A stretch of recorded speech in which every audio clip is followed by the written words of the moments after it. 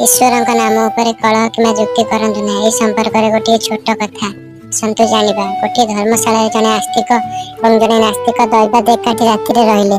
सेमानक भितर कथोपकथन होला बेले भगवान अस्तित्व नहीं कथा उठिला।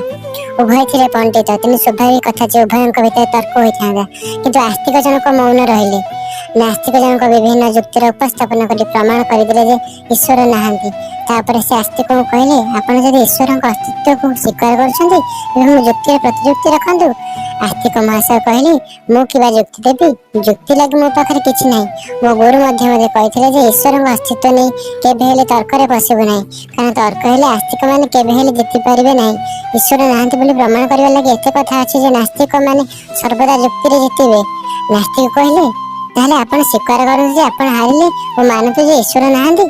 आस्तिक कहले आपण किंतु प्रमाण करि परिबे कि आपण अछंती बोली। नास्तिक कहले प्रमाण मो पर एठी आपनक संगरे अछि। हेटी आपनको छुइली एथे प्रमाण करबा कोन अछि।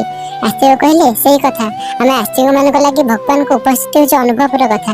जेमिति आपण मते छुइले सेमिति ईश्वर स्पर्श सर्वदा अनुभव करछि। पुनि जुक्ति बळ प्रमाण करिवार आवश्यकता कोन। ईश्वर संबंधी आपण मानक तर्क चिंताधारा कौन निश्चय कमेंट बॉक्स में लिखि जणाइबे। रहूछि जय जगन्नाथ नमस्कार। वीडियो भल लगे लाइक और सब्सक्राइब करने को भूलिबेनी।